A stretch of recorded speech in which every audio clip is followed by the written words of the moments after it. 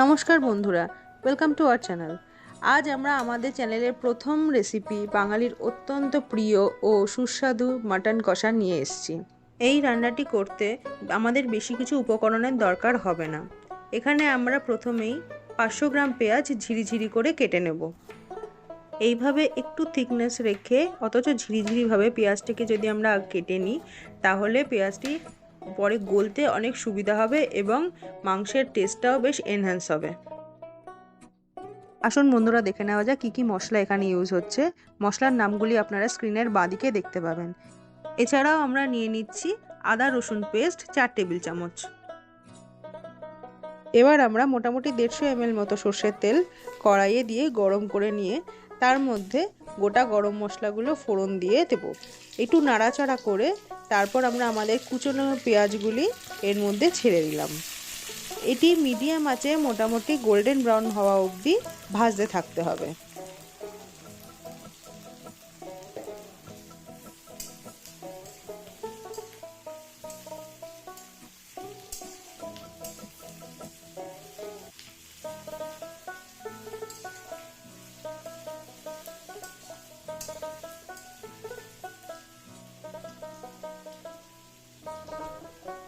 এরকম কিছুক্ষণ ভাজার পরে আমরা 1 চামচ নুন অ্যাড করলাম। এতে পেঁয়াজটি সফট হতে সুবিধা হবে। এখানে বলে রাখি, মাটনটিকে কিন্তু মিনিমাম 4 থেকে 8 ঘন্টা বা ওভারনাইট ম্যারিনেট করে রাখতে হবে, যাতে মাটনটি খুব জুসি আর টেন্ডার হয়। ম্যারিনেশনে আমরা ইউজ করেছি 1.5 কেজি মাটনের জন্য 3 চামচ গ্রিন চিলি পেস্ট, 200 গ্রাম হাঙ্কার্ড, জিরের গুঁড়ো, ধনের গুঁড়ো 1 চামচ করে, 1.5 চামচ হলুদ গুঁড়ো এবং গোলমরিচ ও গরম মশলার গুঁড়ো আর নুন 1 চামচ করে। চলুন বন্ধুরা, দেখে নেওয়া যাক আমাদের পেঁয়াজ কতটা ভাজা হলো। মোটামুটি আমাদের পেঁয়াজ অনেকটাই ভাজা হয়ে এসছে। এই জায়গায় আমরা আমাদের আদা রসুন পেস্টটি অ্যাড করব এবং অবশ্যই বন্ধুরা এরপর একটু জল অ্যাড করবেন, যাতে মশলাটা পুড়ে না যায়। আমরা এখানে আদা রসুন পেস্টের ওই বাটিটি ধুয়েই ওই জলটা এখানে অ্যাড করছি। সম্ভব হলে পেস্ট কেনা ইউজ না করে ঘরে আদা রসুন মিক্সিতে বা শিলে বেটে নেবেন, এতে স্বাদ দ্বিগুণ হয়ে যায়। এবার আমরা এটিকে মিডিয়াম টু লো আঁচে 2 মিনিট কষিয়ে নেব।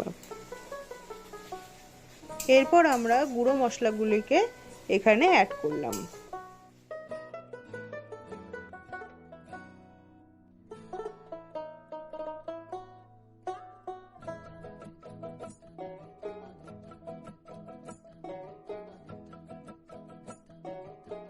মশলাগুলোকে মিশিয়ে নিয়ে একটু জল দিয়ে লো আঁচে এটিকে কষতে দিতে হবে। আপনারা চাইলে এখানে গোটা ধনে, গোটা জিরে বেটেও দিতে পারেন। আমাদের বাড়িতে মাটনের সাথে আলু দিয়ে খাওয়ার একটা ক্রেজ আছে, তো সাইড বাই সাইড আমরা এখানে আলুটিকেও ভেজে নিচ্ছি। চলুন দেখা যাক। আলুটাকে আমরা এখানে নুন আর হলুদ দিয়ে একটু হালকা ব্রাউন হওয়া অবধি ভেজে নেব।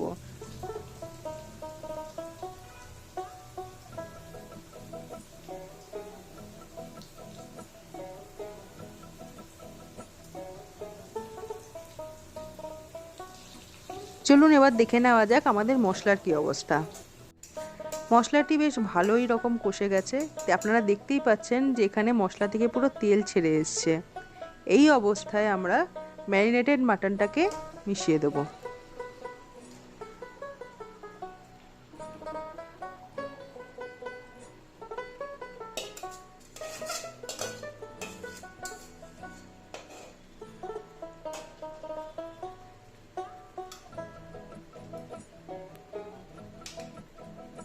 এবার আমরা গ্যাসটিকে হাই ফ্লেমে করে দেব এবং এই হাই ফ্লেমে মাটনটিকে কষতে থাকবো। একটু ঢাকা দিয়ে দিয়ে কিছুক্ষণ পরপরই নাড়তে থাকবেন এবং ঢাকা দিয়ে দিয়ে কষাতে থাকবেন।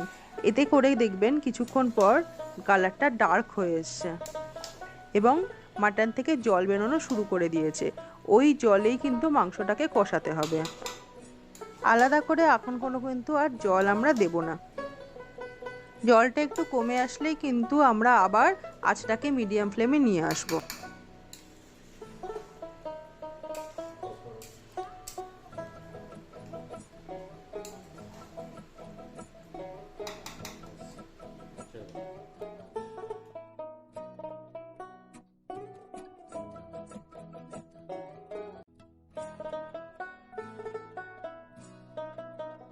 দেখুন 45 মিনিট ধরে কষানোর পর কি সুন্দর রঙটা এসছে। এখানে দেখে বোঝা যাচ্ছে যে আমাদের মোটামুটি কষানো ডান। এবার আমরা এটিকে একটি প্রেসার কুকারে ট্রান্সফার করব, যাতে কিনা আমাদের সময় ও গ্যাস দুটোরই একটু সাশ্রয় হয়। দেখুন আমরা প্রেসার কুকারে ট্রান্সফার করে আমরা এরপর আবার 1 চামচ নুন এখানে অ্যাড করলাম। এবার আমরা যে কড়াইটিতে কষিয়েছিলাম সেই কড়াইতেই পরিমাণ মতন জল গরমে বসিয়ে দিয়েছি। ওই গরম জলটি কিন্তু আমরা এখানে মাংসে ইউজ করব। আপনারা কিন্তু অতি অবশ্যই মাংস রান্নার সময় গরম জল ব্যবহার করবেন, নয়তো কিন্তু মাংসের টেস্ট অনেকটাই ডিগ্রেড করবে।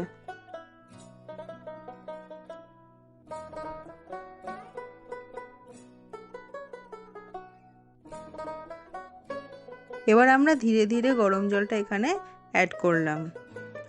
এই মাংস রান্নাটা কিন্তু খুবই সুস্বাদু হয় এবং এটি সম্পূর্ণ আমার হাজব্যান্ডেরই রেসিপি। আর রান্নাটা কিন্তু এখানে ওই করছে। আপনারা অবশ্যই বাড়িতে ট্রাই করবেন আর অবশ্যই কিন্তু কমেন্ট বক্সে জানাবেন।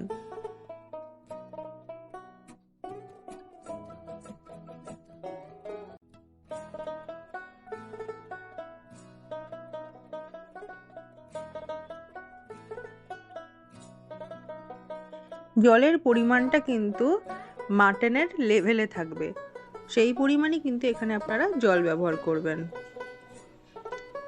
কিছুক্ষণ পর আমরা ভেজে রাখা আলুর টুকরোগুলোকে এখানে একে একে অ্যাড করে দেবো এবং ভালো করে মিশিয়ে দেব। এই জায়গায় আপনারা একটুখানি টেস্ট করে দেখে নিতে পারেন যে নুন মিষ্টির ব্যালেন্সটা ঠিক আছে নাকি। কারো যদি কিছু কম মনে হয় তাহলে সেটা অ্যাড করে ব্যালেন্স করতে পারেন। এরপর আমরা পুরো মাটনটাকে একটু ফুটতে দেব, তাই কিছুক্ষণ একটু ওয়েট করব। ভালো করে ফুটে গেলে তারপর আমরা প্রেসার কুকারের লিড লাগাবো। আমরা কিন্তু যতই হেলথ কনসিয়াস হই না কেন, কিছু কিছু খাবার কিন্তু আমরা এখনও ছাড়তে পারিনি। তার মধ্যে একটি হলো এই মাটনের কষা। যতই রেড মিট আমাদের বারণ হোক না কেন, কখনো কখনো কিন্তু কারোর আবদারে বা কোনো অনুষ্ঠানে এই রান্নাটা কিন্তু হয়েই থাকে বিভিন্ন বাঙালি ঘরে।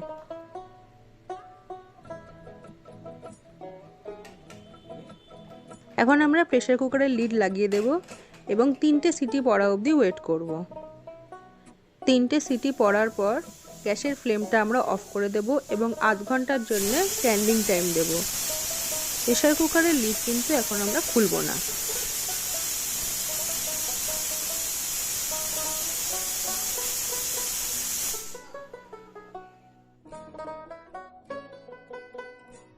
এই দেখুন মোমেন্ট অফ ট্রুথ।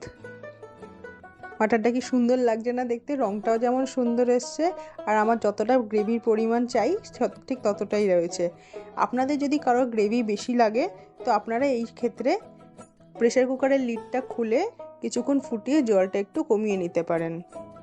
এরপর আমরা এটাকে আরও কিছুক্ষণ মোটামুটি 10-15 মিনিটের জন্য ঢেকে রেখে দেবো।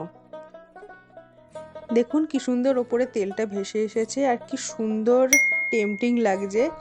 আপনারা অবশ্যই বাড়িতে এটা ট্রাই করবেন এবং আমাদেরকে কমেন্ট বক্সে জানাবেন কেমন লাগলো।